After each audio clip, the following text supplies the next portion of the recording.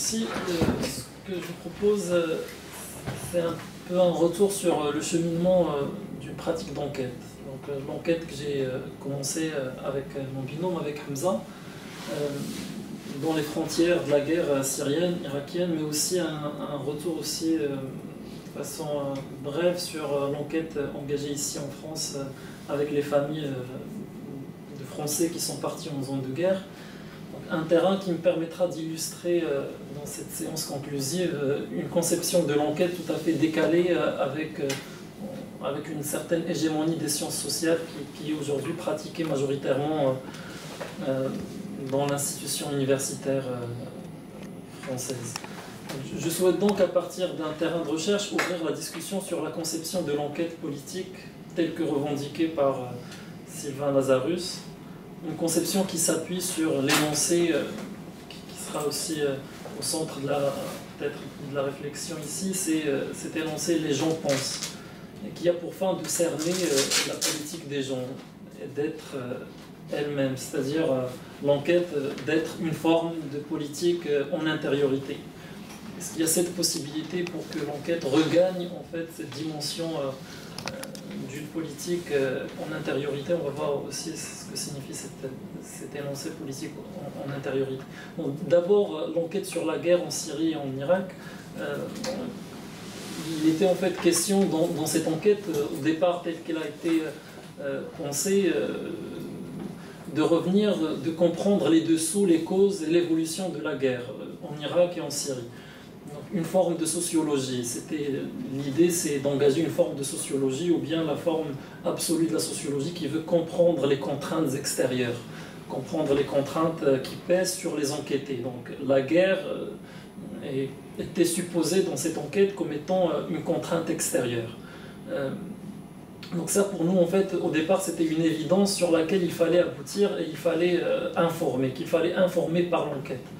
Donc on savait pourtant qu'il n'existe pas de sociologie de la guerre. Donc effectivement, avant d'aller sur le terrain, la littérature qui existe sur la guerre est un impensé sociologique. On peut revenir par exemple sur deux fondateurs majeurs de la sociologie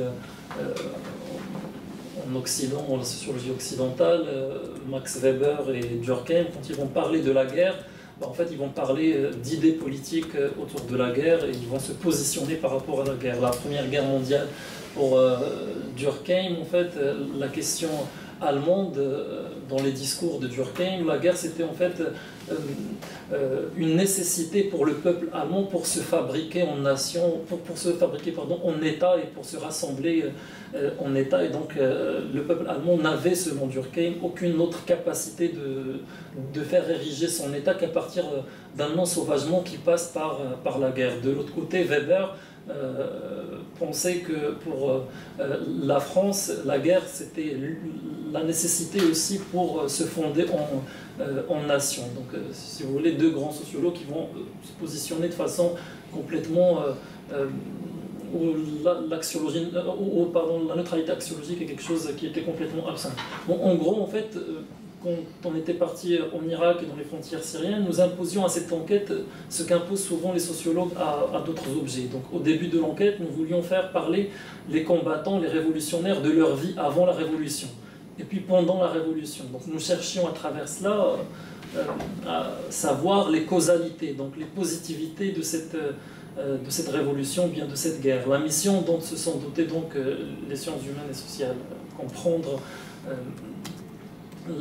le devenir d'une situation en lien avec une intervention externe. Donc nous cherchions à expliquer une chose, un phénomène, et donc chercher la cause, c'était déjà une façon d'absenter les gens au profit de la dialectique, de la grande histoire, des grandes structures sociales. En fait, il s'agissait quelque part de ça, c'est-à-dire de prendre les enquêtés pour des informateurs sur une situation historique, ce qui signifie de prendre la science comme le point universel absolu. Donc la science capable d'expliquer le monde à partir d'une extériorité de la science. Donc l'enseignement universitaire des sciences sociales est bon pour éduquer à cela. Au moins nous étions éduqués à cela en fait, à séparer entre les gens qui seraient les détenteurs du sens commun. Donc les gens, c'est le sens commun qui n'a pas la capacité d'expliquer ce qui se passe, mais qui peut informer pour que le sociologue puisse expliquer. Donc ça d'un côté, et puis de l'autre côté, le savant qui est détenteur du savoir et des techniques de la généralisation, des techniques d'interprétation productrices d'une vérité sur l'espace social étudié. Donc dans cette conception de la chose, les méthodes de l'enquête comptaient peu. Méthodes participatives telles qu'enseignées aujourd'hui ou bien méthodes quantitatives reviennent aux mêmes. C'est l'universalité de la science qui est mise en avant. Et les acteurs, dans cette conception, sont écrasés par le savoir. Dans cette optique, le savoir est censé produire des monographies, dessiner des schémas de structure, montrer des relations et des institutions en fait, sociales qui imposent une asymétrie dans l'espace social. Donc, par exemple, nous nous basions sur une grille d'entretien. Comme de bons sociologues, il s'agissait de chercher la politique et l'engagement révolutionnaire dans les formes classiques et modernes, c'est-à-dire dans l'État. Inconsciemment, pour nous, il n'y avait pas de politique dans ce qui se passait et ce qui se produisait dans la révolution syrienne et dans la guerre irakienne. Pour nous, il n'y avait pas en fait de politique à distance de l'État ou hors de l'État. Donc, les mots de Sylvain.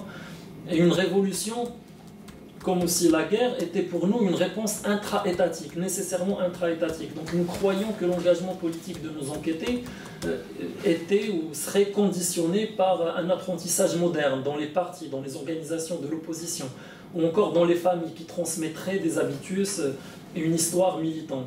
Mais au fur et à mesure des entretiens, les enquêtés, ils acceptaient de nous parler, non pas parce que nous étions en fait des sociologues dès le départ, mais c'était en fait, ils acceptaient de nous parler pour des raisons politiques que je vais citer par la suite, alors que nous, en fait, nous maintenions, mais de façon assez arrogante, par ingratitude, des questions sur les structures, c'est-à-dire on leur posait des questions sur leur vie antérieure, sur ce qu'était le pouvoir avant, etc. Donc les agents passaient leur temps à nous expliquer qu'il n'y avait rien de tout cela. Ils nous expliquaient que l'espace révolutionnaire ne compte pas ou ne compte que marginalement des militants, par exemple, que les ressources typiquement étatiques occupent une position marginale. Donc ni militants professionnels, ni partis d'opposition, ni société civile de la nouvelle vague capitaliste. Donc l'espace, nous expliquait que l'espace était occupé par des gens d'abord, des gens qui viennent de tous bords, mais probablement pas de toutes les classes. La lutte des classes, 6 classes il y a, n'est réductible ni au parti ni à l'État. C'est au moins ce qu'il nous offrait à voir. Donc une prédication aussi de Sylvain qui trouve un véritable écho dans ce qui s'est passé en Syrie entre 2011 et 2016 au moins. Donc les gens étaient organisés autrement en tout cas. Alors que nous cherchions l'organisation moderne telle que les sciences sociales l'ont mise en avant par rapport à la question des révolutions, à la question de l'État. En tout cas, nous rencontrions des gens qui n'ont pas de manifeste, qui n'ont pas de texte qui établit des orientations générales, ni de programme révolutionnaire projetant les étapes révolutionnaires, etc. Nous étions face à seulement des gens qui portent des armes, qui organisent des espaces, des aspects de la vie quotidienne dans des zones qui échappent à la centralisation étatique. Eux-mêmes échappent à cette centralisation organisationnelle sans établir une autre. Donc nous cherchions encore à circonscrire leurs pratiques qui échappent à la circonscription de la politique moderne. Nous posions alors des questions sur les assemblées générales, sur les conseils locaux, sur ce qui aurait pu produire un tel élan, une telle situation, sur les arènes de débat, sur l'organisation des modernes, sur les tribunaux, la police, les intellectuels et hommes religieux qui nous supposions avoir l'ultime rôle dans ce chaos et dans le théâtre de la Révolution. Mais rien n'y était en fait. Rien n'y était encore une fois et très rapidement les acteurs s'aperçoivent de notre étonnement et persistent à nous expliquer qu'effectivement cette révolution n'appartient qu'à leurs propres mots. Eux, les gens qui n'ont pas en fait de lexique importé, fabriqué dans des organisations de l'État et de l'opposition au sein de l'État. Donc les espaces de la révolution sont les espaces des gens qui étaient jusque-là des populations à gérer. C'est-à-dire des populations à qui on donnait la vie et la mort, ou à qui on permettait une vie fondée sur des lois qui leur sont, comme dans notre situation de moderne, externes. Des lois externes. Dans la séquence révolutionnaire, la pratique ultime de ces gens n'est ni l'option léniniste, l'organisation des masses révolutionnaires en partis politiques, ni l'option de la revendication des élections, comme ce fut le cas avec les sociétés civiles des États arabes du printemps 2011. Donc l'ultime acte révolutionnaire, il nous l'expliquait aussi, était de rester dans des zones bombardées par les forces de la reterritorialisation, c'est-à-dire les forces qui avaient pour fonction, encore un terme sociologique, mais qui avaient en fait pour rôle, au moins à partir de l'observation, de reterritorialiser, de refaire l'État dans les zones révolutionnaires, à savoir par exemple le régime syrien, et surtout l'État islamique, et puis de l'autre côté le PKK, qui organisait les territoires autrement que sont organisés par les révolutionnaires ou bien dans l'ordre révolutionnaire des Syriens. Donc ce qu'ils nous racontaient, c'est qu'ils restaient enterrer leurs morts, restaient avec leurs armes, restaient défendre une zone sans perspective d'annexion et sans lien avec d'autres zones dites aussi des zones libérées. Donc rester faire des mariages et offrir des enfants à la Révolution, comme nous disait cette mère qui a perdu son mari et qui a perdu un enfant et qui est prête encore à donner d'autres martyrs. Donc nous avons fini par laisser tomber cette grille d'entretien à force. Les acteurs résistent à la circonscription et à la division. Seuls eux-mêmes peuvent parler de leur révolution parce que la révolution est un tout. Ils nous la présentaient un tout alors que nous cherchions à sélectionner, à diviser en fait un espace qui est indivisible dans leurs yeux, dans leurs mots, dans leur perception de l'espace même. Et parce qu'ils ne savent parler que du tout en fait, et non pas de quelque aspect qu'un chercheur a tendance de séparer. Donc la sociologie telle que nous voulions la faire, une sociologie de surplomb, de sélection, ne pouvait servir qu'une forme de mathématisation, de formalisation, de collecte de données biaisées mais véridiques. Donc véridiques parce qu'étant inclus dans des paradigmes scientifiques et parce que dotés de légitimité d'institution. Ou bien au meilleur une sociologie orientaliste, c'est-à-dire une sociologie au service d'une représentation, d'une production d'un discours de l'altérité, voire, comme il est courant aujourd'hui, d'intervention militaire et de projets de colonisation directe. Bon, orientalisme, nous l'avions vu avec plusieurs travaux sur le printemps arabe qui montraient en fait l'élan des manifestants comme une seule revendication pour l'entrée dans l'ère libérale ou bien contre des élections truquées pour des élections libres, transparentes, etc. Donc, mais l'inflexion, en fait, ici, je reviendrai sur 3 points. C'est que l'inflexion, la sortie de cette sociologie vers une enquête au moins qui se veut politique ou bien qui veut en fait se réaliser dans l'interaction avec les gens. Il y a 3 points qui ont permis une certaine inflexion en cours ou bien pendant le... Donc la première est une expérience politique antérieure à l'enquête. La deuxième chose qui a permis une certaine inflexion, c'est la situation d'enquête elle-même. Et puis une troisième, c'est parvenu lors de la restitution et donc lors des discussions et de la confrontation avec une pensée anthropologique qui diffère avec celle aujourd'hui hégémonique dans l'institution académique. Donc je vais revenir sur ces 3 points. Le premier point, c'est par rapport à l'antériorité politique de l'enquête. Je veux dire par là que faire une enquête n'était pas conçu au départ uniquement comme un travail académique, bien que nous avons maintenu dans les outils expérimentés sur place uniquement ce qu'un Bourdieu appelait biais scolastique, c'est-à-dire en fait c'était aller chez les enquêtés à travers des catégories déjà existantes. Sylvain disait quelque part qu'il ne sert à rien d'écouter les gens si on n'a pas d'intérêt envers la politique. Donc, ce voyage vers les frontières de la révolution et de la guerre s'inscrivait aussi dans une quête d'alternatives politiques. Bon, étant moi-même acteur des manifestations du printemps, ce qu'on appelait le printemps marocain ou le mouvement du 20 février en 2011, j'ai passé quelques années à la quête au sein de mouvements, à la tête de mouvements de jeunes, de la société civile, des mouvements étudiants et des partis de gauche au Maroc. J'ai assisté en 2011 à l'éclosion de quelques formes politiques, donc une quête de nouvelles formes qui tentent par exemple de dépasser un clivage gauche-islam politique pour revendiquer toujours des systèmes de représentation politique au sein de l'État. Donc c'était le printemps arabe et j'ai fait partie d'un noyau d'un mouvement qui a réussi à ouvrir un espace politique mais qui n'a jamais réussi à réinventer une politique à distance de l'État. Donc des alternatives qui ne réinventent rien ou au pire renforcent la politique de l'État et l'étatisation de la société. Maroc, l'exemple de la Tunisie en est un aussi. Tout cela c'est pour dire que la Syrie était déjà pour nous qui allions enquêter un espace de production d'une politique autre. Les premiers contacts avec les agents concernés réaffirment pour nous la défaillance de la sociologie et du militantisme classique doté de binarisme performatif, tel gauche-droite, tel islamique laïque, organisation révolutionnaire d'un côté, régime conservateur ou contre-révolutionnaire de l'autre. Dans le terrain de l'enquête, nous étions dans une position d'extériorité par rapport à la révolution syrienne, que nous qualifions de guerre civile au départ, puisqu'elle est singulière quant à notre propre intériorité, c'est-à-dire par rapport à une intériorité issue d'un double universalisme. Premier universalisme, celui des sciences sociales, deuxième universalisme, celui de l'État, y compris l'État des révolutions socialistes. Bon, les révolutions du XXe siècle, y compris les révolutions communistes. Donc la question était dès lors comment sortir de cette position d'extériorité. C'est parce que nous avons appris quelque chose aussi que nous avons abandonné l'exercice scolaire et académique en jetant la grille d'entretien et en cessant de considérer les acteurs comme des objets d'une structure historique. Donc ici, la structure de la guerre et de la révolution.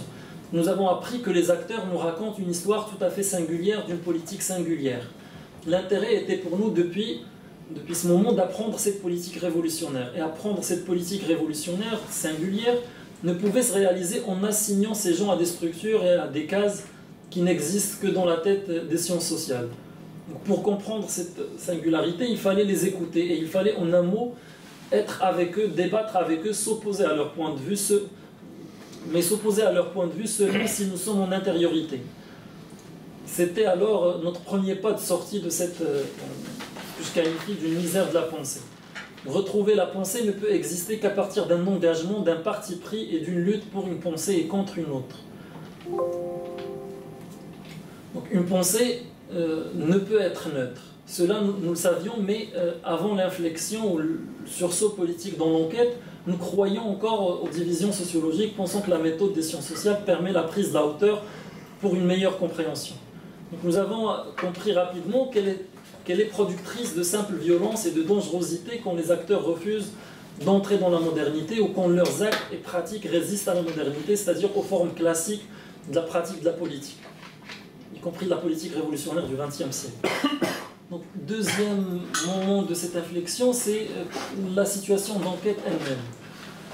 Bon, cette fois-ci dans un autre terrain, celui par exemple qu'on avait exposé ici sur les familles de Français qui sont partis en État islamique, donc, qui font partie de l'enquête sur l'État français sur les départs. Dès les premiers entretiens, il était évident. Faire une enquête, c'est faire de la politique. Une politique à distance de l'État ou une politique pour l'État et pour ses mécanismes de lutte antiterroriste, par exemple. Donc ici, c'est l'histoire en fait, des enquêtes aujourd'hui en France sur la question de la radicalisation le montre très bien. Donc, l'histoire de la nouvelle science de la radicalisation qui montre que les sociologues qui travaillent avec les gens ou sur des corpus sont nécessairement d'un côté ou d'un autre. Avec la question de l'actualité politique, par exemple les sociologues dans les prisons, dans les centres de déradicalisation, dans les médias, intervenant dans les palais de justice, les formations des professionnels, les interventions publiques. Donc les familles que nous avons rencontrées ne distinguent pas en fait. Être sociologue est indistinct d'être psychiatre établissant un certificat sur le degré de radicalisation par exemple.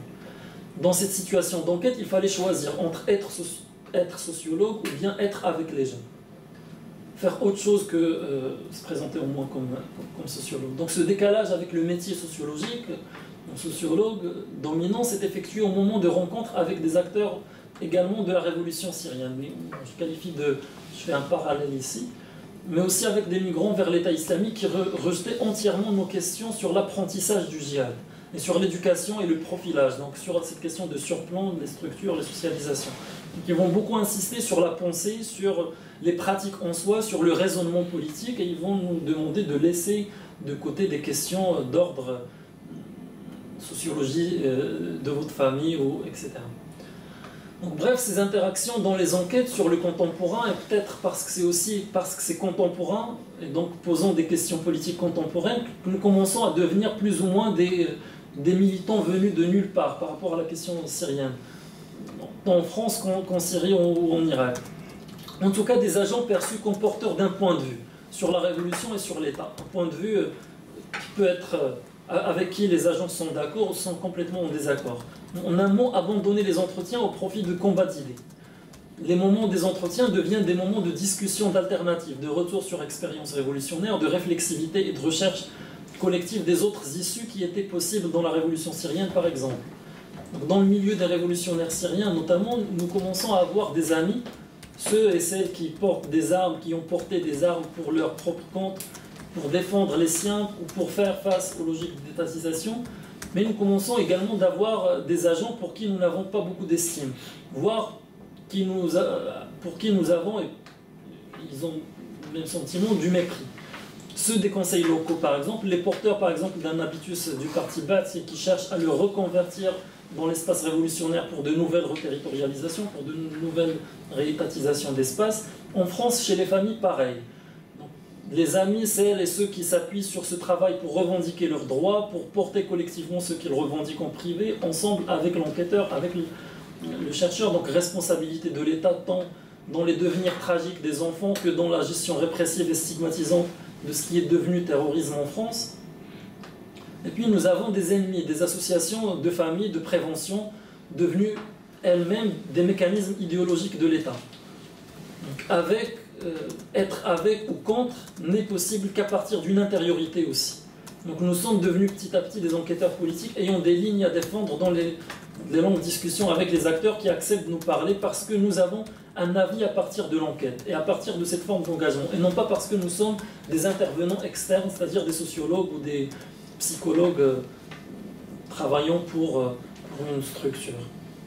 Donc une ligne qui veut, par exemple des lignes politiques, une ligne qui veut s'élever contre la gestion autoritaire des marges et des discours des marges à partir de politiques antiterroristes, une ligne qui s'interroge sur la puissance de l'utopisme déchu et écrasé au sein de la séquence État islamique en Irak, une ligne qui défend les pratiques révolutionnaires, les pratiques qui remettent en cause des tentatives d'étatisation d'espaces révolutionnaires syriens.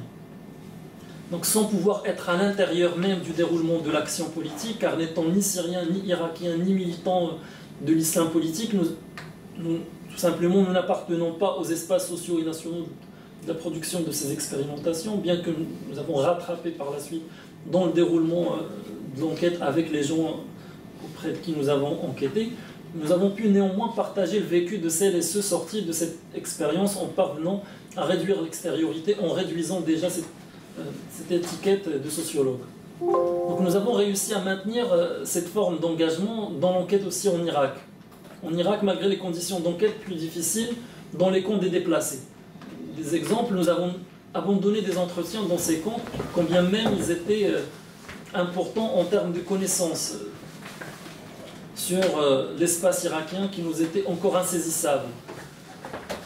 Enquête politique, par exemple, face à des populations vivant dans des conditions incertaines, et les conditions aussi de travail en Irak, et le fait de vouloir mener cette enquête, mais d'un point de vue politique, c'est aussi abandonner des entretiens, combien même ces entretiens pourraient être riches en termes d'informations, mais rien que le fait de ne pas pouvoir établir de relations politiques avec des populations parce que les conditions ne le permettent absolument pas, avec des populations qui vivent dans des conditions extrêmes, pour nous, il était nécessaire d'abandonner complètement l'enquête et l'entretien.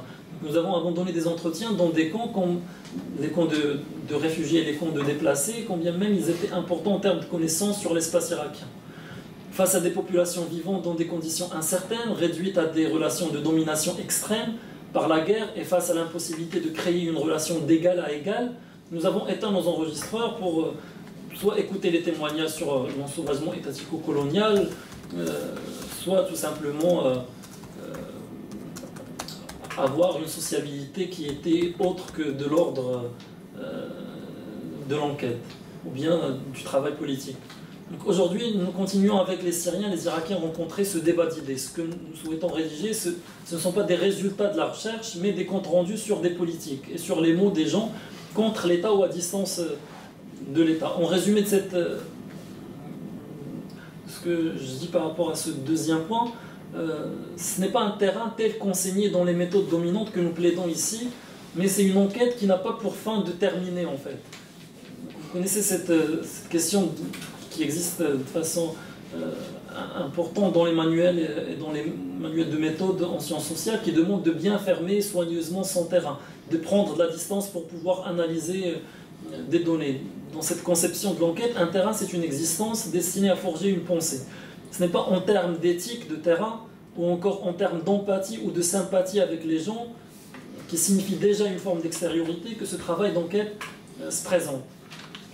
Il veut renouer avec une ancienne pratique, une pratique qui a existé avant la fondation des sciences sociales de façon organisée autour d'une institution telle qu'aujourd'hui. Donc une pratique gramscienne d'un intellectuel organique ou bien celle, pour reprendre les mots de Lazarus, d'une politique en intériorité, c'est-à-dire politique loin de l'État et politique du point des gens. Donc l'enjeu est celui de connaître avec les gens une connaissance utile politiquement, une connaissance plus proche des gens, du côté des gens, plutôt que du côté des mécanismes de pouvoir tels l'université aujourd'hui. Donc une enquête n'est pas un entrisme, on ne fait pas une entrée dans un terrain, ce n'est pas un travail sur un terrain qui est censé aussi finir, un terrain n'existe tout simplement pas.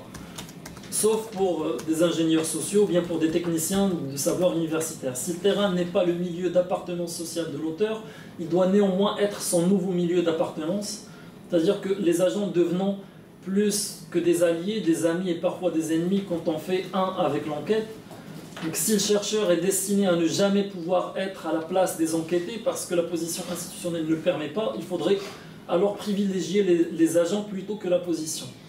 C'est-à-dire abandonner la recherche sur les agents une fois la position ne permet pas de construire un pont politique, une politique en intériorité avec eux et en leur faveur aussi. Un troisième et dernier, mais très très bref point, que j'ai pas trop... En fait, c'est la rencontre, c'est le moment de la restitution aussi, et donc la rencontre avec une ancienne tradition de voir l'enquête.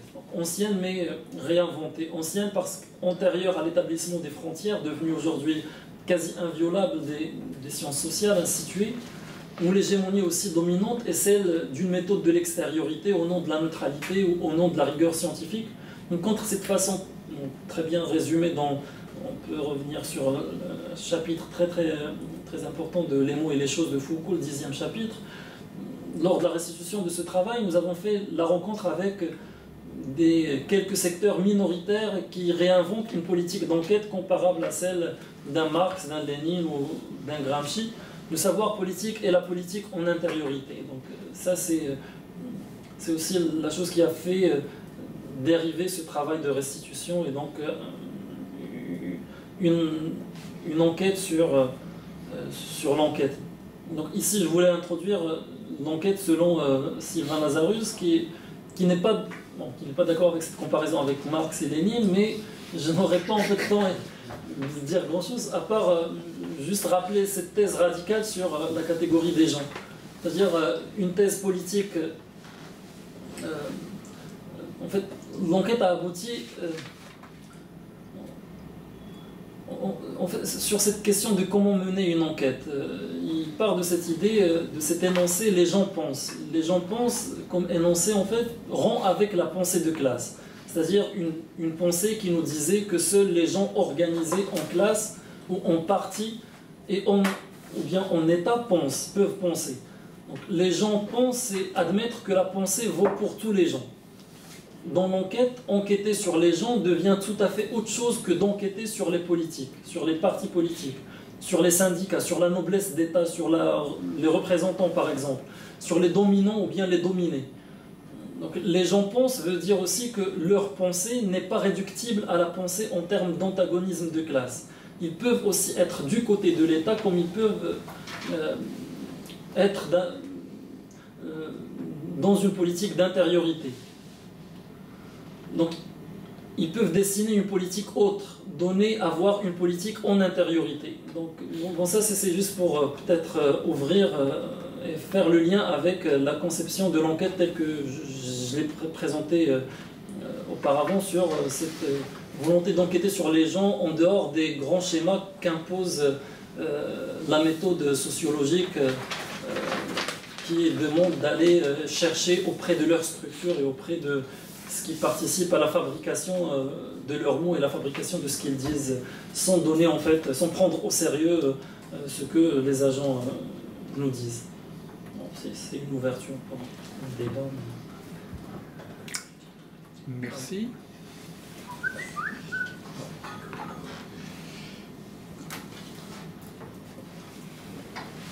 On enchaîne et on débat après. Bon, Hein je pense que vous me débattez. Moi, je voudrais juste deux mots, rappeler le titre du séminaire. Je voudrais commencer par là. Donc l'idée, c'était, on avait dit, on travaillait, c'est sur un lexique contemporain des mots de la politique. C'est ça. Et on s'est vu plusieurs fois. Et en réalité, si on fait un constat, et il est très difficile au travers de nous de retenir même, enfin, en tout cas de nous et des étudiants qui sont là, quels seraient les mots politiques à notre adresse nous-mêmes. Je veux dire, si on fait un constat, on constate cela. Et après, mes chers amis Sylvain et Alain m'ont confié la lourde tâche de me dire, écoute Amal, dis-nous les mots de la politique. Dis-nous ce que tu vois. Je leur remercie. Hein. Et donc, de l'endroit où je travaille, de l'endroit où on a enquêté aussi avec Sylvain et Alain, de l'endroit où j'exerce en tout cas, donc je vais vous proposer des mots de la politique, enfin de ce que je pense être de la politique, de l'endroit de Grigny. C'est ce que je vous propose de regarder avant. Et avant de faire ça, je vais essayer de travailler sur trois registres. Le premier, vous dire que dans les années 90-94, il y avait, d'ailleurs c'est ce que j'ai fait dans le cadre de mon DEA, j'avais été surpris par un nombre de jeunes gens qui avaient décidé de partir en Syrie et qui avaient un nombre important, je vais les appeler comme ça parce que je ne sais pas les mots, d'occidentaux, de jeunes français, qui avaient décidé de se convertir à la religion musulmane. Et qu'ils avaient décidé de partir. Et que déjà à l'époque, cela m'interrogeait. Quand on leur demandait, ils considéraient que les gens qui étaient ici n'étaient pas des vrais musulmans. Donc c'était ça qui était dit. Donc c'était pas des vrais musulmans. C'était important parce que j'en prenais pas toute la mesure. Je savais qu'il y avait quelque chose, mais quoi vous dire, je ne savais pas. Ensuite, le deuxième point sur lequel je vais m'attarder un tout petit peu, mais pas très longtemps, parce que comme on n'a pas beaucoup de temps, puis que j'aimerais qu'on débatte, on a, dans le cadre de ma thèse, avec Sylvain, on a mené une enquête, avec les mots des gens, avec à peu près, au début on était 10-15 jeunes il y avait 10-15 jeunes de Grigny, filles et garçons, et on a essayé de travailler à partir de leurs mots. Donc au début, nous, notre idée c'était qu'est-ce que vous pensez de l'État? C'était l'idée, un peu, pour rebondir un peu sur ce que dit Montassier. Et en fin de compte, le mot État, tout ça, ça semblait rien dire, donc on a essayé de partir de leurs mots. Donc plusieurs mots sont apparus, et chaque mot portait bien un énoncé. Enfin, il y avait des choses très importantes qui déployaient des réflexions et des analyses, pour certaines, que je qualifierais de politiques. Donc, je vais en citer quelques-uns, puis je m'arrêterai sur deux choses qui me semblent importantes. La première, c'est il y avait des mots comme vérité, justice, il y avait respect, honneur, injustice, des mots qui, eux, parlaient. Par exemple, nous, on voulait travailler à partir de la catégorie d'ouvrier. Eux disaient, non, ouvrier, pour nous, ça ne parle pas, parce qu'ouvrier, c'est pas, je me souviens plus quelle expression, c'est pas quelque chose qui se transmet. La terre, c'est quelque chose qui, on peut hériter du mot ouvrier. On peut pas être, ça s'hérite pas ouvrier. On peut hériter de la terre, mais on n'hérite pas du mot ouvrier. Donc, pour autant, il y avait des mots qui portaient des choses importantes et qui déployaient non seulement des situations, mais aussi, pour certains, des propositions. Et ces propositions, pour certaines, elles ont été énoncées le jour du séminaire qu'on a fait, je ne sais plus, ça doit être le 7 et 8 mai 2000, je ne sais plus combien, quand on a fait à Paris. Donc les gens sont venus avec un texte, ils ont proposé une analyse d'une situation à partir de leurs mots, et ont fait des propositions. Donc, ça me semble important. Alors là, c'est là où je voulais m'arrêter sur deux mots qui me semblent importants. Le premier, c'était une phrase qui me perturbe encore aujourd'hui. Donc je vais vous donner le nom, parce que je lui ai demandé hier si je pouvais me donner son nom, donc il m'a dit qu'il n'y avait pas de souci. Il s'appelle Hakim. Il disait, il disait deux choses. La première, il disait que le pire est à venir, parce que dès qu'on a abordé la question de la religion, il disait le pire est à venir.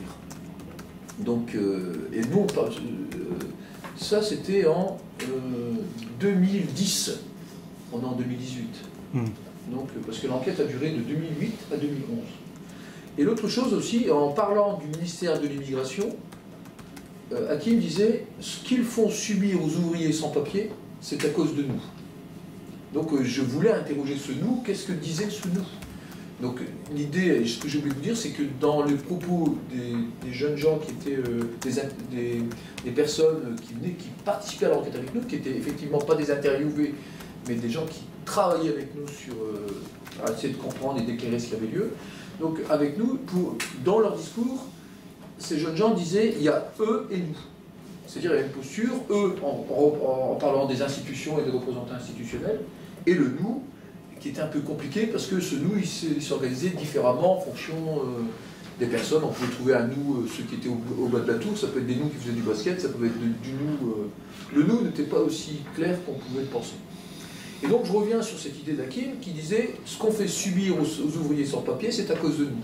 En gros, il dit quoi? Il disait, parce que je l'ai embêté quand même pendant longtemps, il disait en fin de compte, il laissait penser que quand leur père ou les pères étaient venus travailler en France, ils n'imaginaient pas un instant que ces gens allaient rester ici.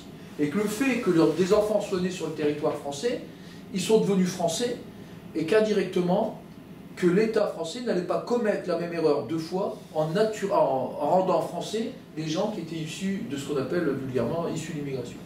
Donc il déployait quelque chose, à mon sens, très très important. Alors, on pourrait penser qu'il y a une ruse de la raison, on pourrait penser des tas de choses, mais n'empêche qu'il le pose là.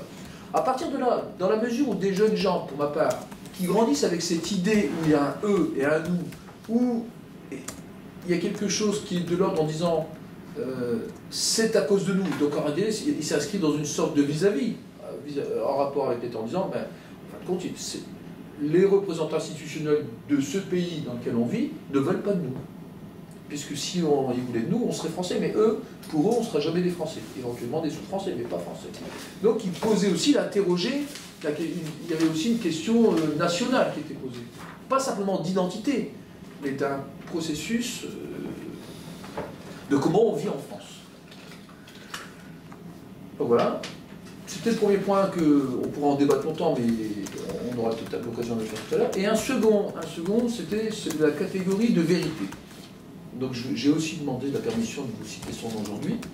Donc on l'appelait Mamadou, mais il se fait appeler Coucou. D'accord? Et lui, il avait travaillé sur l'idée de la vérité. Et donc il nous avait fait un beau texte sur la question de la vérité, et qui pensait qu'il ne pouvait pas y avoir de justice sans vérité. Il ne pouvait pas y avoir d'ordre sans vérité. Que la vérité était adossée à la catégorie d'ordre. Et qu'à un moment donné, s'il y avait des émeutes, elles n'étaient pas liées au fait simplement de la colère ou de la réputation, voilà. Mais c'est parce que le droit n'était pas appliqué à leur endroit. Il n'y avait pas de question de droit.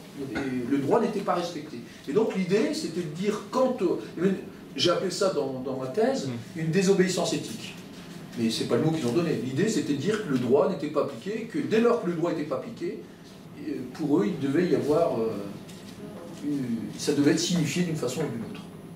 Donc c'était des choses... Donc, tout ça pour vous dire que l'enquête telle qu'on l'a menée, il y a des tas de choses sur lesquelles on pourrait débattre, sur des mots des gens, et qui sont extrêmement importants, et que d'un point de vue professionnel, de mon point de vue, on ne peut pas construire ce que je nomme une interlocution sans tenir compte de leur représentation, ou de comprendre comment s'organise la vie autour d'eux, ou contre eux.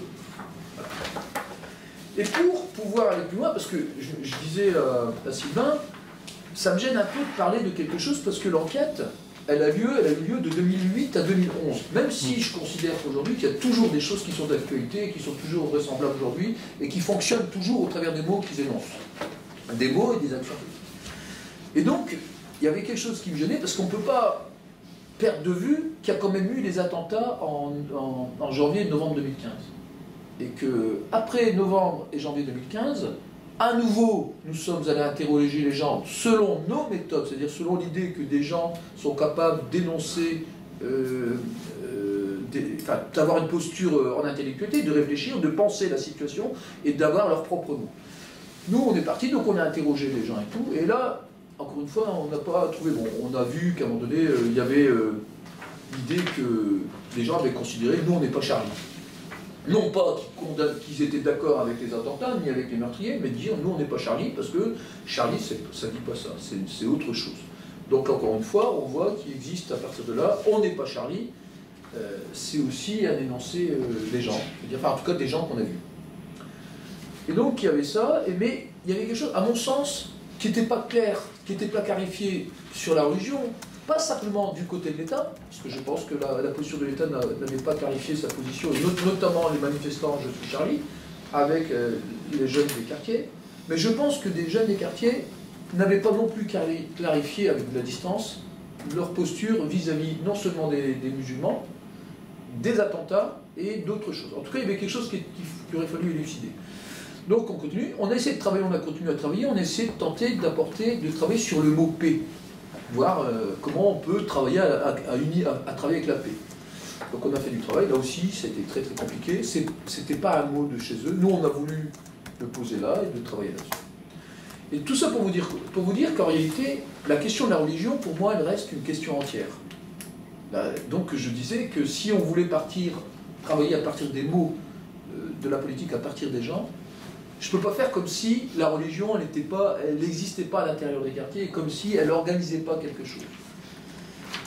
Et c'est ce travail que j'ai oublié, et je m'en veux là. Et donc hier et avant-hier, tout ça, il fallait que j'aille comprendre quelque chose. Donc je suis rentré tard hier, j'ai embêté Sylvain, il devait être 21h ou 22h, je ne sais pas déjà. Et donc j'ai discuté sur la question de la religion avec eux en essayant de comprendre quels étaient les mots là-dedans. Donc j'ai bien mis dans le désordre, et en réalité il y a plus de mots que je ne le pensais. Mais au départ, quand j'ai posé quels pouvaient être les mots qui pouvaient travailler à ce que nous appelons la politique, la première chose qui m'a été dite, il n'y a pas de mots, mais des actes. Et donc, je trouvais, là-dedans, je dis, mais ça veut dire quoi, il n'y a pas de mots, mais des actes? Mais si, il y a des mots. Donc j'ai essayé, mais encore une fois, pour ne pas tomber dans le piège, il fallait que j'écoute, il fallait que j'entende, il fallait que... Et eux, le groupe qui était là autour de moi, donc ils étaient 5. Mais qui s'est vérifié avec plusieurs personnes. Donc 5 hommes, pas 5 garçons, 5 hommes et une femme. Et donc ils disaient, tous comme un seul homme, il n'y a pas de mots, mais il y a des actes. Et dans cette idée, il n'y a pas de mots, mais des actes, l'idée, avant tout, c'était pas tant... c'était le mot qui apparaissait, c'était comportement. Être, savoir être, un comportement. Et la question qui est posée, c'est d'abord être en accord avec un comportement, son comportement. C'est ce qui comptait là-dedans, c'est ce qui allait identifier les gens à l'intérieur du quartier et de la cité. C'est le comportement, l'acte. Et donc, en poussant encore un peu, donc il y a quelque chose qui est revenu, quelque chose d'autre qui est arrivé. Alors, on est sur la négation, mais après il faudrait travailler, et j'ai pas travaillé à élucider, j'ai simplement essayé de recueillir des données. Hein. Donc il faut aussi accepter là. Il disait, il n'y a pas d'islam. Je dis, il n'y a pas d'islam. Non, il n'y a pas d'islam. Il y a des musulmans, mais il n'y a pas d'islam. Donc j'ai tenté de pousser encore, et il disait que s'il y avait eu un islam, il y aurait eu une organisation. Et les gens se seraient organisés dans des tas de situations. Alors, est apparu dans le discours, par exemple, en disant, il disait, par exemple, ok, quand on est dans le pays, on doit respecter les lois du pays d'accueil.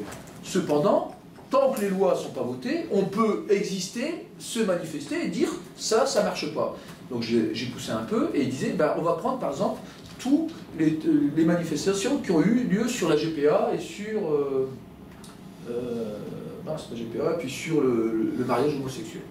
Et eux, ils considéraient qu'en réalité, il y avait lieu de manifester avec les gens pour dire ça ne correspond pas à nos valeurs, à nos critères, ça ne correspond pas. On aurait dû être là et ça n'a pas été fait. Donc ils donnaient comme exemple, s'il y avait une organisation, Donc il rappelait qu'il n'y avait pas de clergé musulman, tout ça, qu'importe, mais il disait, s'il y avait une organisation, eh ben, on serait allé là-bas. On aurait manifesté. Il y aurait eu un mot d'ordre, on aurait été là, et il y aurait eu là. Il y aurait pu une possibilité. Donc il donnait plusieurs exemples, bon j'ai pris celui-là, mais il y en avait d'autres, en l'idée qu'il n'y a pas d'islam, mais il y a des musulmans. Et donc il travaillait sur la date, et j'étais surpris parce qu'a priori, bon, il y a après un débat qui s'est engagé qu'entre eux, puis moi j'avais le sentiment d'être à l'ouest, mais bon, ça c'est autre chose. Et donc de ce cadre-là, en poussant encore, il disait qu'il n'y a que, s'il y avait des mots qui devaient catégoriser, identifier ce qu'ils sont, pour eux, il y a deux possibilités. Il y a le bien et le mal. Il n'y a pas, voilà, ça ne se discute pas. Est-ce que d'aller tuer des personnes au nom de Daesh, quoi qu'ils aient fait, est-ce que c'est bien ou est-ce que c'est mal? Et donc, dans leur discours, pour eux, c'est mal. Est-ce qu'il y avait ça? C'était limité à dire bien ou mal. Donc toujours en poussant, et une dernière, après, parce qu'il y en avait plusieurs, mais donc je les énonce comme ça un peu vite. Et la dernière chose qui semblait, en tout cas qui m'a parlé, plus que d'autres, c'est la question du droit. La question de dire que eux, et donc je reviens sur, c'est pour ça que je vous parlais à un moment donné de vérité ou pas vérité. Donc la question de vérité est revenue, la question du respect est revenue, mais la question du droit, c'est-à-dire que selon le groupe que j'ai rencontré hier, le petit groupe que j'ai rencontré, il disait qu'à un moment donné, il n'y a pas à savoir si on doit porter le voile ou pas porter le voile. Pourquoi on rentre dans ces débats stériles? Puisqu'en réalité, il y a une question du droit. Le droit dit qu'en dehors de l'espace public, on a le droit de porter un voile. Donc la question, pourquoi on va tomber dedans et alimenter les discours qui sont un peu... Restons sur la question du droit et ne sortons pas du droit. Donc les discours qui ont lieu au travers du petit groupe-là, ils s'étaient basés simplement sur la question, est-ce qu'on est dans le droit ou est-ce qu'on n'est pas dans le droit? Et dans le droit, il y avait le droit effectivement divin, mais il y avait aussi le droit... Et c'est en ce sens qu'ils disaient que pour eux, la République, par exemple quand ils parlaient de République islamique, c'était pas compatible. Il ne pouvait pas y avoir République et islam, islamique, parce que tout dans le livre saint, tout était écrit, il suffisait juste de l'appliquer. Et après, une fois, et de voir si ce qui était appliqué faisait partie du droit ou pas du droit. Il n'y avait pas donc de discussion. Et donc la question du vote, il n'y avait pas besoin de vote, il n'y avait pas besoin. Tout était appliqué comme ça. Bon, je vous donnais juste quelques biais sur lesquels ça démontre qu'on a besoin d'enquêter sur de mener une vraie enquête, d'en comprendre tous les sens. Et au travers des discussions, donc je vous disais sur la question de la politique, il y avait ça. Et là, je m'arrête juste un instant, puis après je m'en arrêterai là. La jeune femme, j'ai aussi demandé la permission de donner son nom, je vous la donne aussi, elle s'appelle Aïcha. Elle vient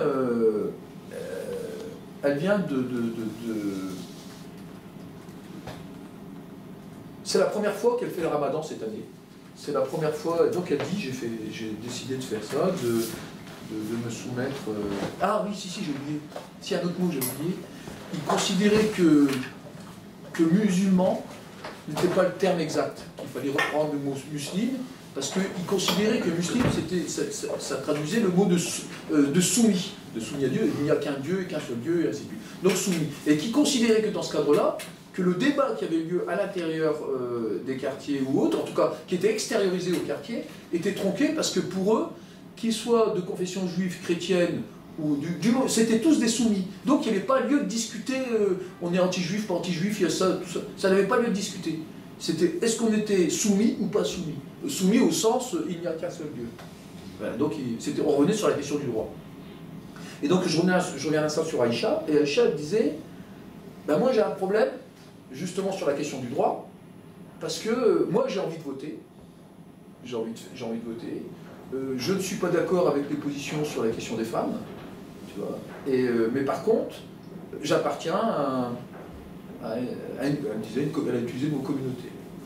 Donc là, et que le mot pour elle qui est apparu sur l'idée de la politique, c'est que... comment elle a dit ça? Je suis désolé, je l'ai oublié. Enfin, en gros, elle expliquait qu'il n'y avait pas de... Pour le dire autrement, il n'y avait pas de société. Il n'y avait pas de groupe, ni musulman, ni pas musulman, mais au-delà de ça, elle considérait qu'il n'y avait pas de commun. il n'y avait rien de tout ça. Et qu'elle considérait que dans la mesure où il n'y avait pas ça, alors il n'y avait pas de politique.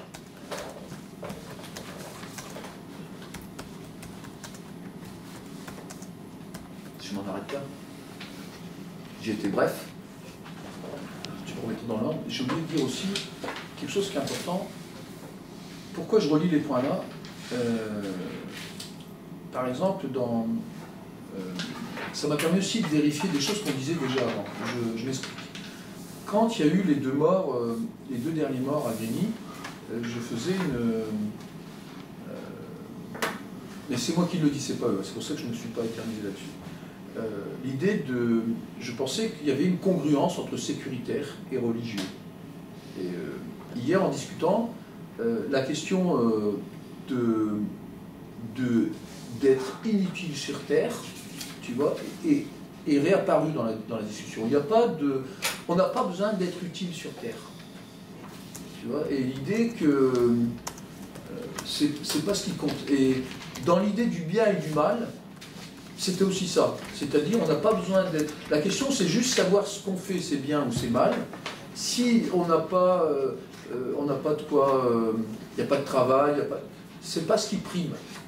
La question, c'est est-ce que... La question de l'homme inutile, tel que le pose Pierre Giroud, c'est ça. Eh bien, la question du travail, la question de tout ça, elle n'est pas posée.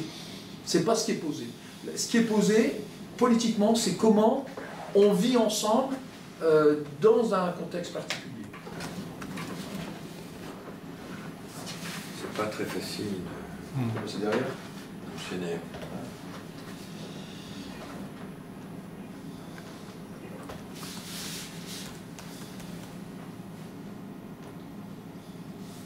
Quelques remarques sur de méthode et puis quelques points sur 68, sur les lexiques de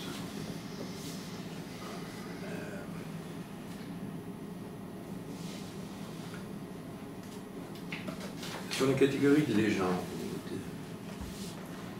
que j'ai proposée,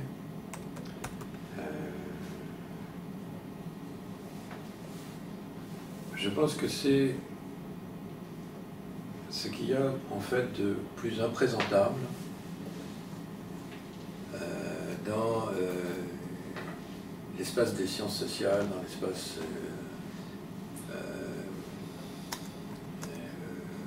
du savoir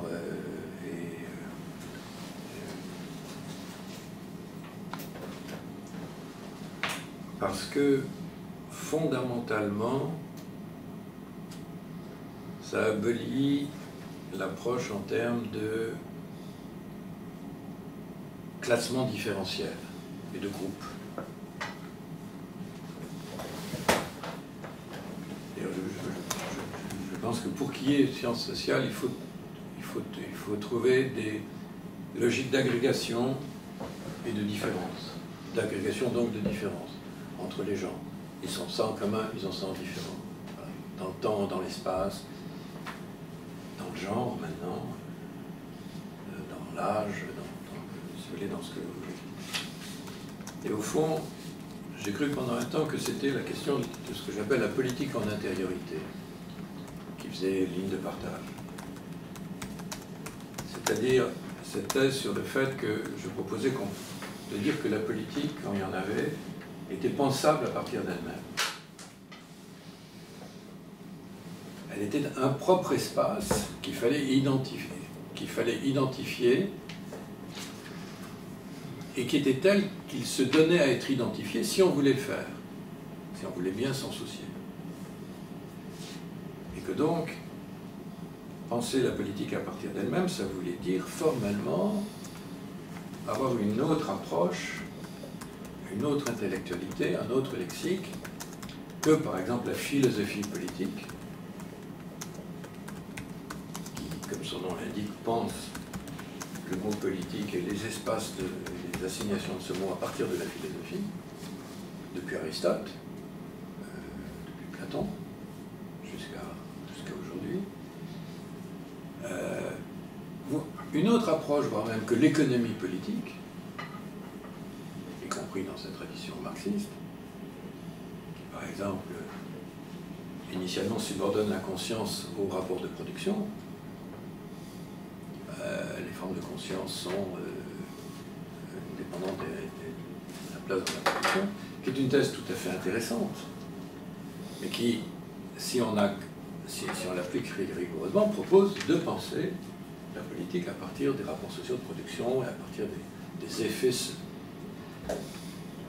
philosophie, politique, l'histoire.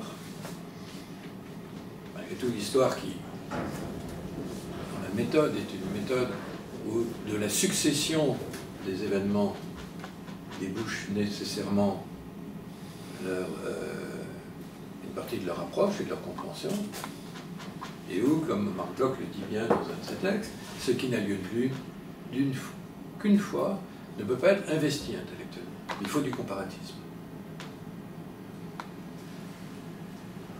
Donc, j'ai pensé pendant longtemps que c'était cette question parce que... Mais je pense maintenant que cette question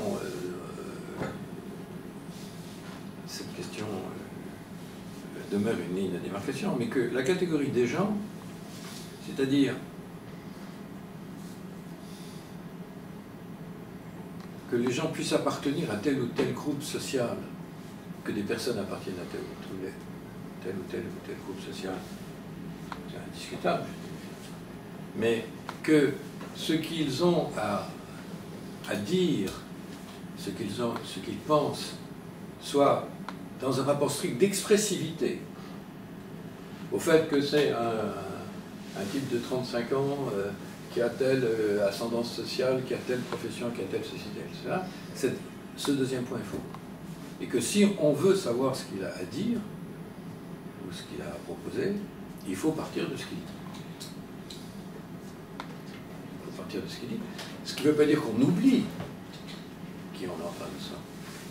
Mais ce sur quoi se tisse l'interlocution, c'est sur ce qui s'y dit. Et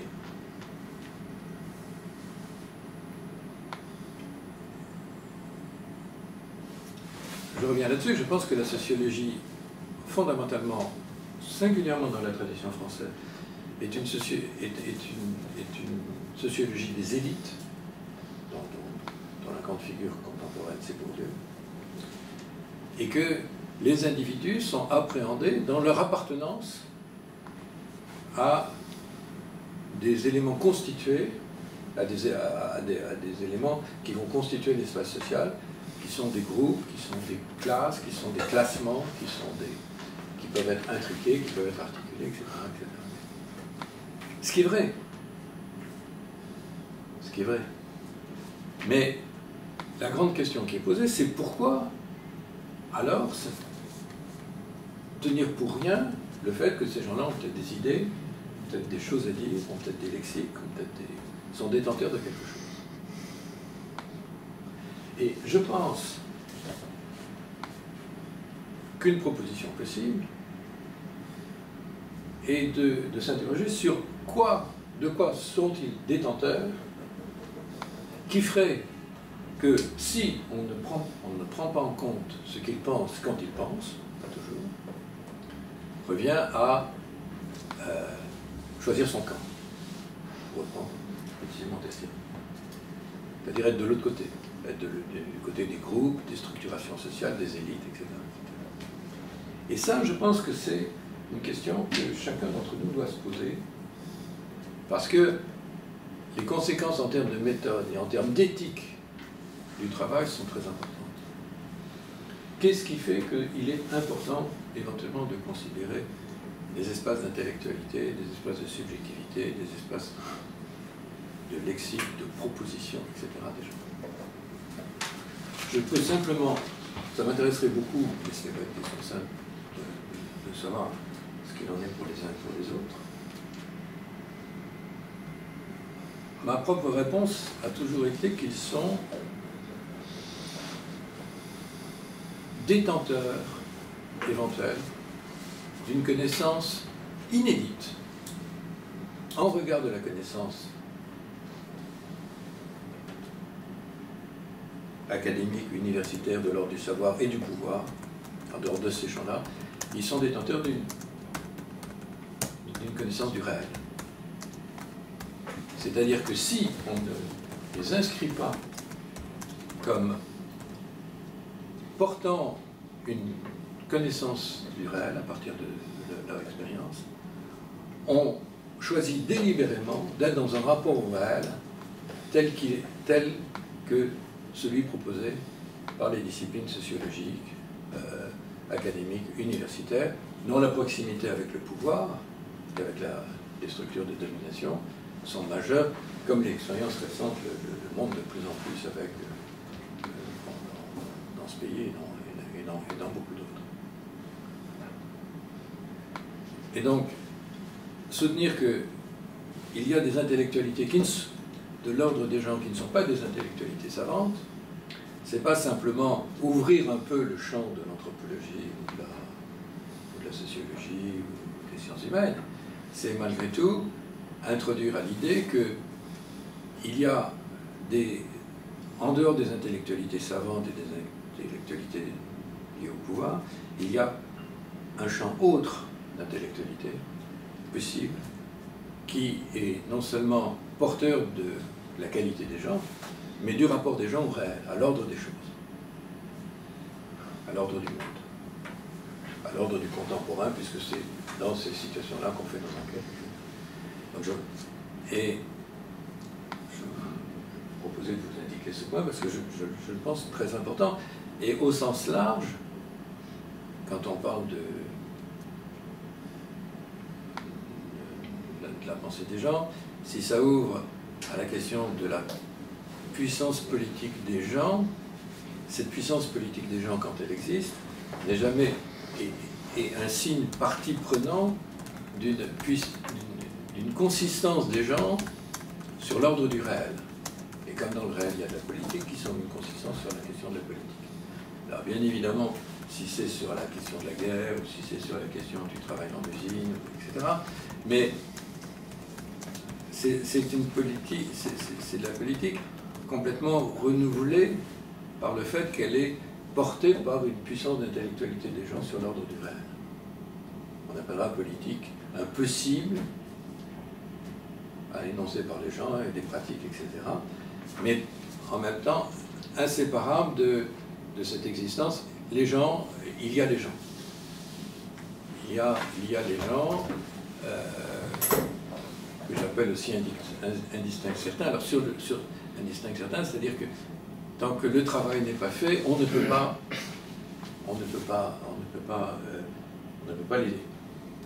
les identifier. Et très précisément, parce que pour les raisons que Montassir, tu disais, sur le fait que le cadre normal d'une enquête sociologique, c'est d'identifier a priori ce que tu appelles les structures, les catégories, les appartenances, les groupes en question, etc. Donc ça, c'était le...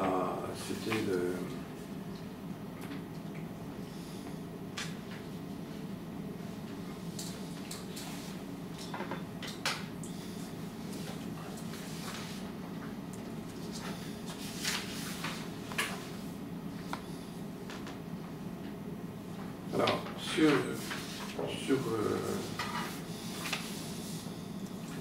sur 68.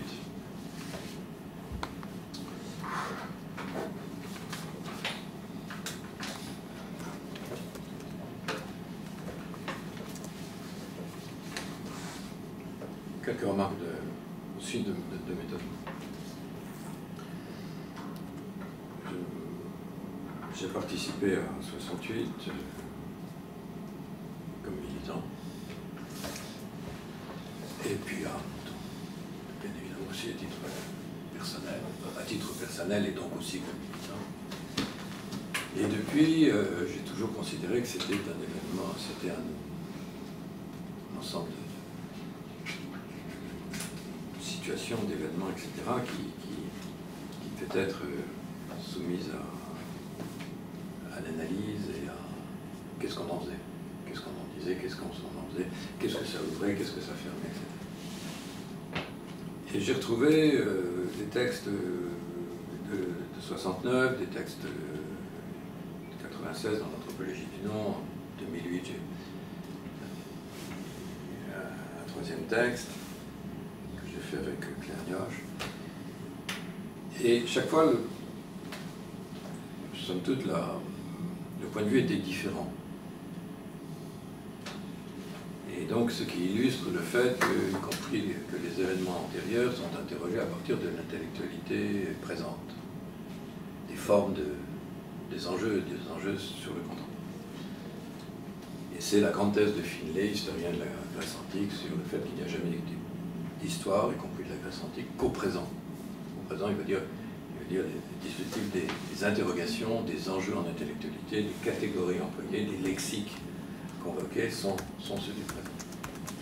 Ce qui explique en passant que sur une même question concernant l'histoire antique, alors que les documents sont les mêmes, qu'il n'y a pas eu une nouvelle découverte archéologique, à 30 ans d'intervalle, vous avez des analyses différentes.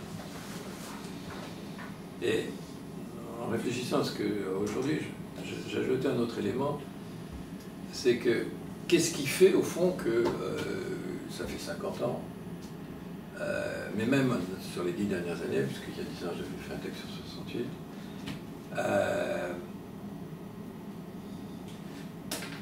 le point de vue change. Qu'est-ce qui fait que parce que ma conception de la politique a changé, mais qu'est-ce qui fait que ma conception de la politique a changé? Et quand je me posais cette question, je me disais, bon, ma conception de la politique, ça a été d'être militant dans telle organisation, ensuite à l'organisation politique, ça s'est arrêté, etc. Je prenais mon itinéraire militant personnel, en situation... Et je pense qu'il faut y rajouter quelque chose, à savoir quelques événements historiques référentiels apparus depuis 68. C'est-à-dire, je pense que dans les réinterrogations successives, il y a la poursuite de l'expérience générale, humaine, dramatique, des guerres, des mouvements. Il y a l'effondrement du MSS, il y a le passage de la Chine à l'économie de marché, il y a toute l'histoire du Moyen-Orient, il y a les printemps arabes, il y a le devenir des Palestiniens, etc., etc. Et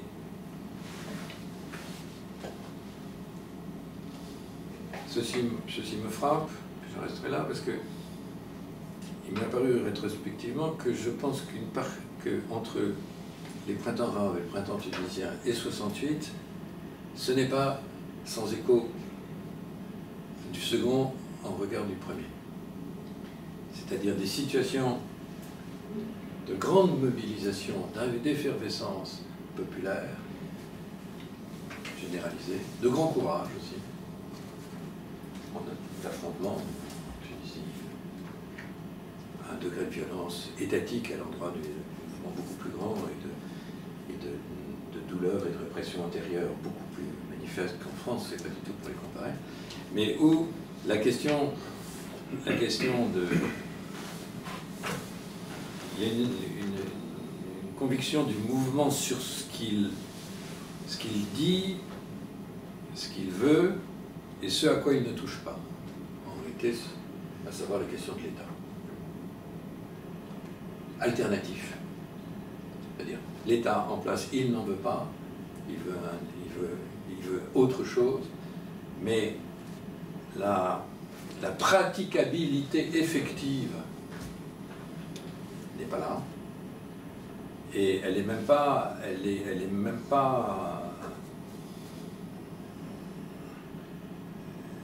c'est pas un souci, d'une certaine façon.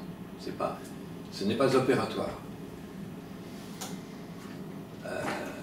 Après la chute de Ben Ali, c'est des forces tout à fait classiques qui se présentent aux élections tunisiennes, qui qui vont occuper les espaces du pouvoir. Et en 68, c'est le dispositif parlementaire, en partie un peu renouvelé, qui va restructurer toute la situation avec un an plus tard le départ de De Gaulle.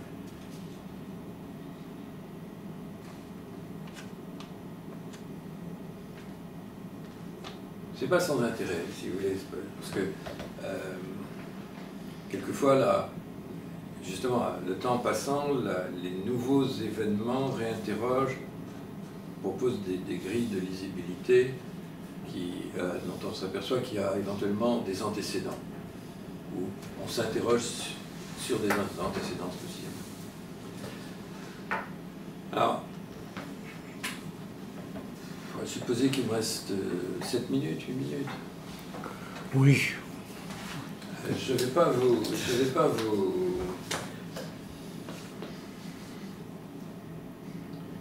présenter, même de façon synthétique, une brève chronologie de ce qui se passe en 68.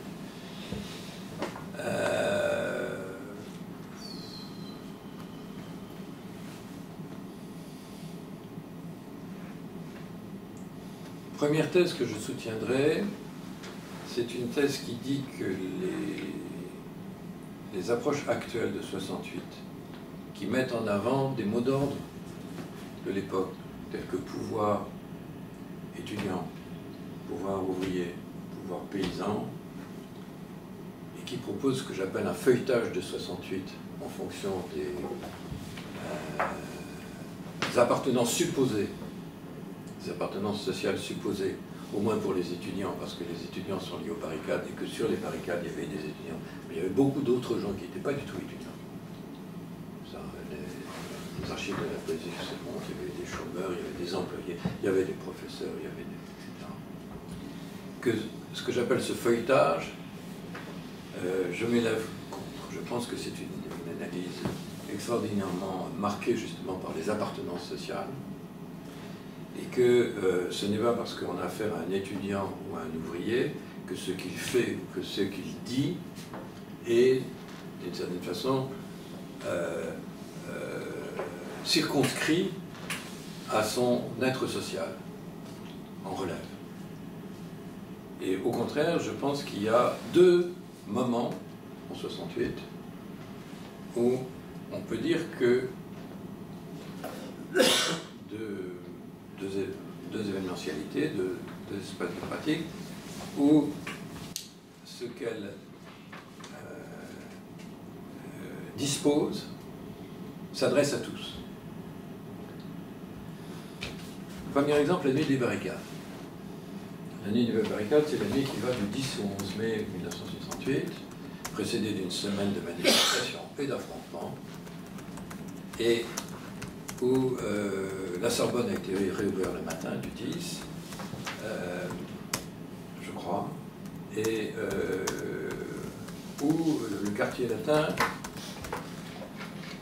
se hérisse de barricades, près de 80, et où toute la nuit vont avoir lieu des affrontements entre manifestants et policiers, de plus en plus violents,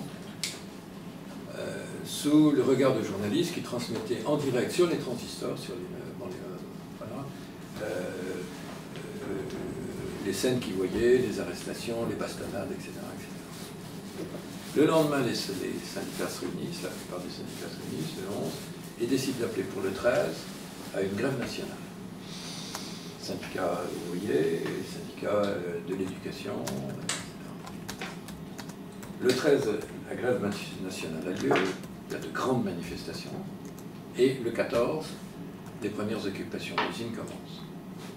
Occupation avec, dans pas mal de cas, séquestration des directeurs. Et je pense que, premièrement, ce qui se passe pendant la nuit des barricades est quelque chose qui a un effet d'ensemble qui est tel que une très grande partie de la population y entend quelque chose. Et je propose d'appeler, pour aller très vite, ce genre d'événement, je propose de le classer sous le registre d'un événement national. Ça touche au national. Au national au sens du pour tous. C'est-à-dire que pour tous, quelque chose de très important, de très significatif a lieu là. Et ce pour tous va être aussi bien du côté de ceux qui suivront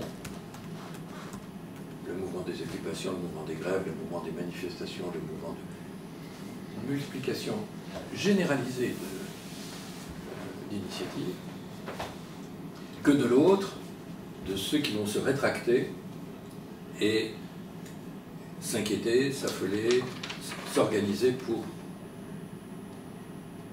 qui sont contre le mouvement, un titre ou un autre, parce qu'il y a des titres tout à fait différents.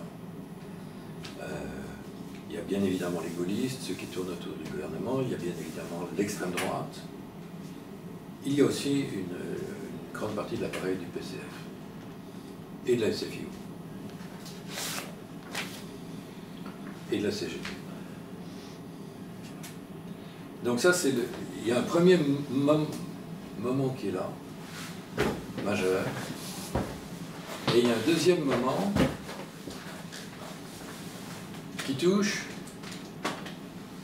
le mouvement des occupations ouvrières.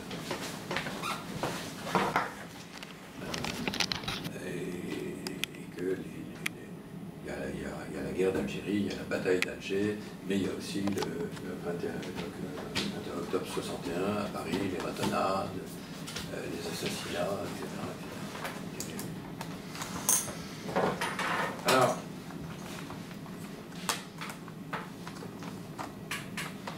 voilà, quelques mots sur les lexiques.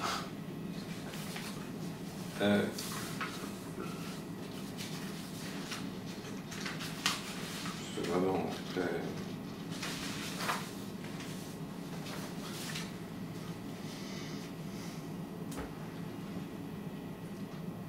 La lutte.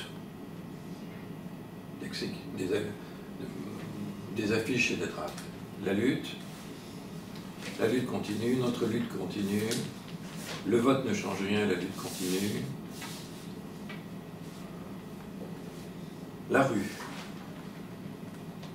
Un mot d'ordre généralisé, c'était le pouvoir, nous sommes le pouvoir est l'affaire de tous, le pouvoir est dans la rue.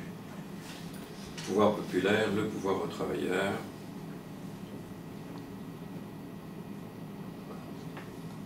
La beauté est dans la rue.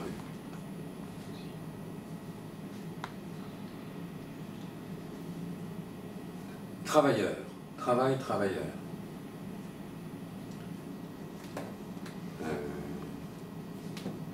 Grévistes, les grévistes se battront jusqu'à la fin, les travailleurs balayeront les traîtres et les capitulards. Solidarité, pouvoir, je vous l'ai dit, vive l'unité des travailleurs dans l'action, université pour tous, université populaire. Donc, il y a ce thème de la lutte, de l'occupation, de la grève et de la rue, avec deux situations référentielles. Des endroits occupés, ouverts au public, enfin des endroits ouverts au public, les universités occupées, les théâtres occupés, la rue, tout à fait particulière. Et les usines occupées comme espace semi-clos, contrôlés de façon extrêmement sévère par les syndicats, pour que ça ne devienne pas des lieux ouverts ou des lieux publics. Au titre de la protection de l'outil de travail, attention les saboteurs, attention les provocateurs, je ne vous lis pas les papiers, nous n'avons pas de leçons à recevoir, les étudiants arrogants qui luttent contre les grandes organisations de la classe ouvrière. Voilà.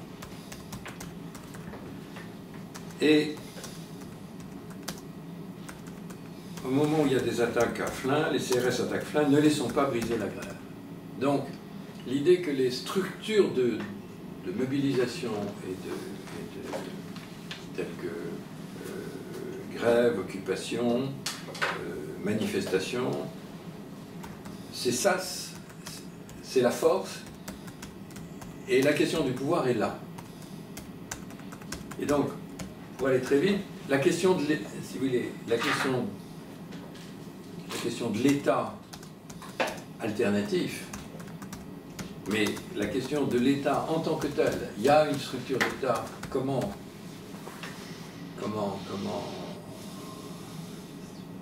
y faire face, n'est pas posée. Elle est absentée. Ce qui est présenté, c'est la lutte. Et donc l'idée d'une pérennité, il y a mai 68, début d'une lutte prolongée.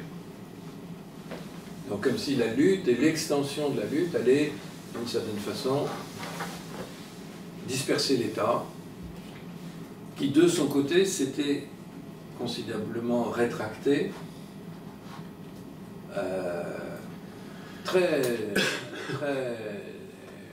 plus que rétracté.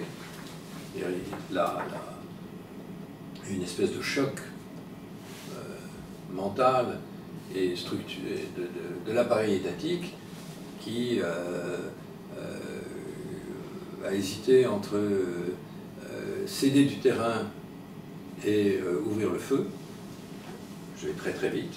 Mais certaines préfectures ont demandé quelquefois des autorisations d'ouvrir le feu parce que la préfecture était envahie, qui n'a pas été donnée. Le temps de trouver une riposte, le temps de se replier, une espèce de repli de l'État. Et la riposte va s'appeler les accords de Grenelle, c'est-à-dire des négociations avec les syndicats. Et le rétablissement de l'espace étatique s'est fait très profondément avec l'appui décisif des structures syndicales ouvrières, CGT en tête, PCF en tête, et puis la bascule à partir du moment où De Gaulle dissout l'Assemblée nationale le 30 mai. Et il y a eu cette situation-là du côté du mouvement. Quelques mots, et puis j'en aurai fini, sur deux discours majeurs de De Gaulle. Le premier discours est du 24 mai, qui est un discours de conciliation, mais à partir des positions étatiques. Le début, tout le monde comprend évidemment quelle est la portée actuelle des événements universitaires puis sociaux. On y voit tous les signes qui démontrent la nécessité d'une mutation de notre société, mutation qui doit comporter la participation effective de chacun à la marche et aux résultats de l'activité qu'il concerne.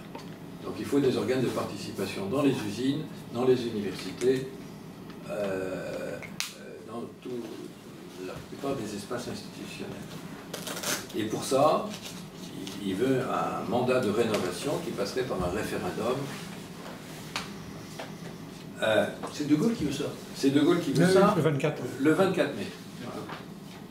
Et ce que j'ai oublié de vous dire, c'est que l'ensemble du mouvement est foncièrement anti-gaulliste, contre le régime.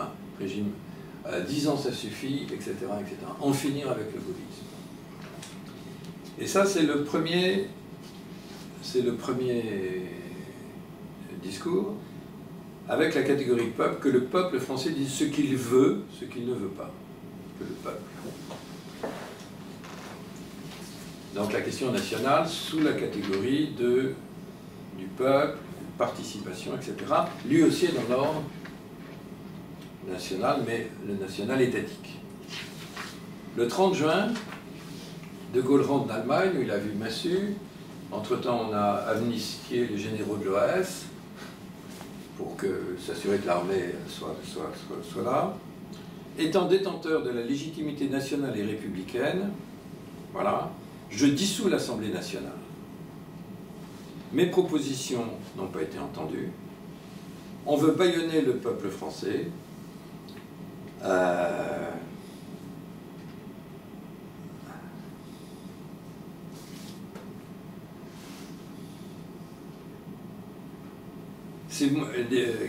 sous le coup de moyens d'intimidation, d'intoxication et la tyrannie exercée par des groupes organisés de longue main en conséquence, et par un parti qui est une entreprise totalitaire.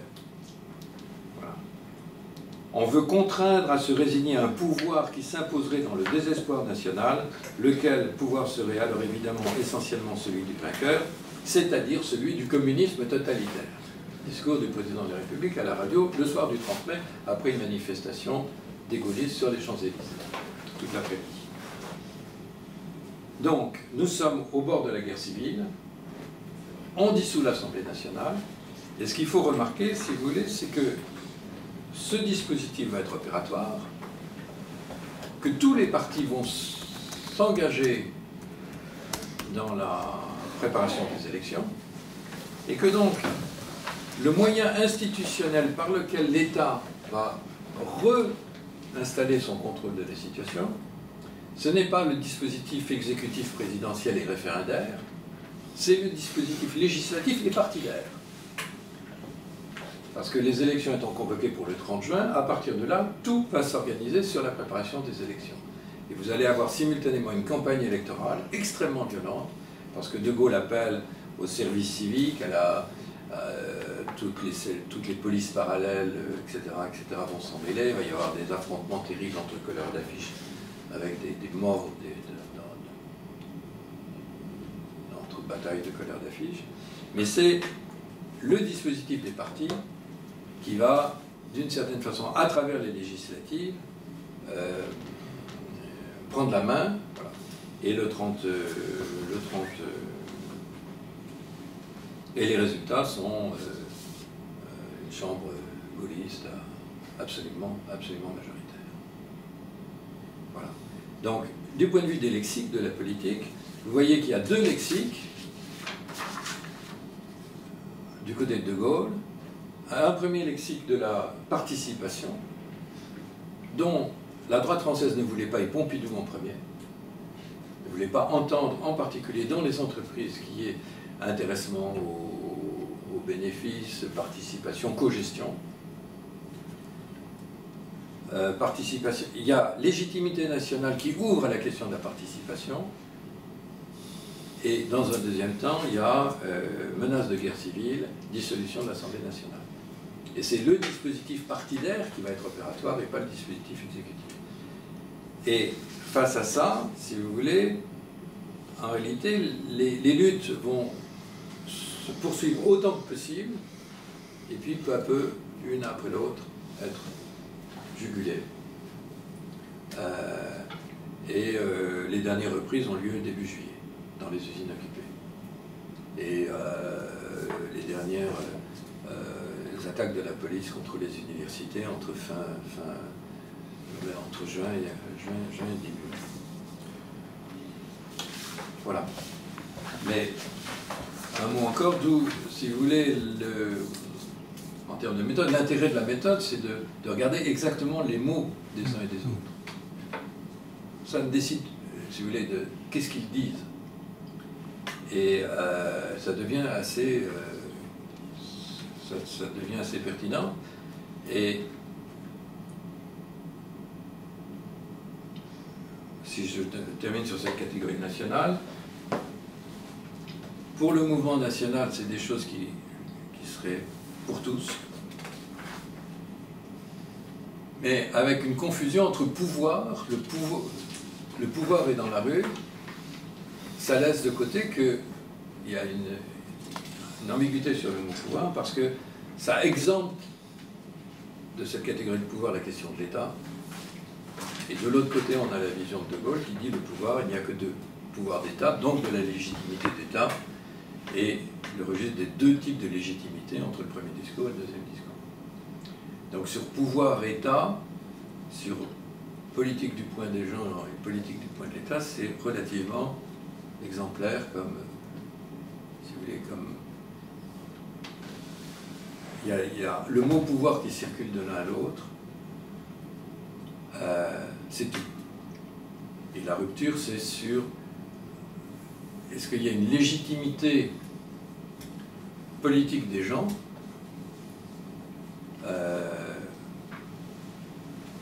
avec des modes d'exercice autres que celles du vote.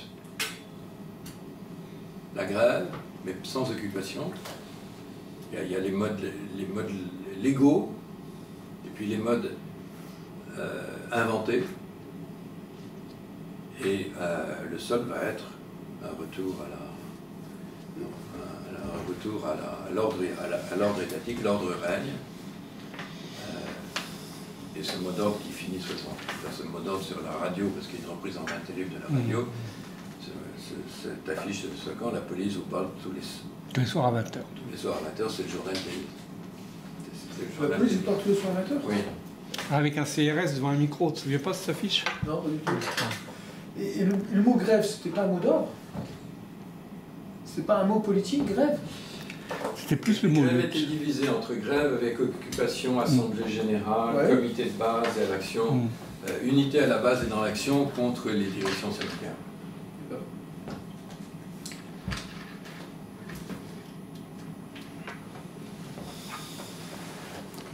Bien. Moi, je l'ai pas connu 68. Hein.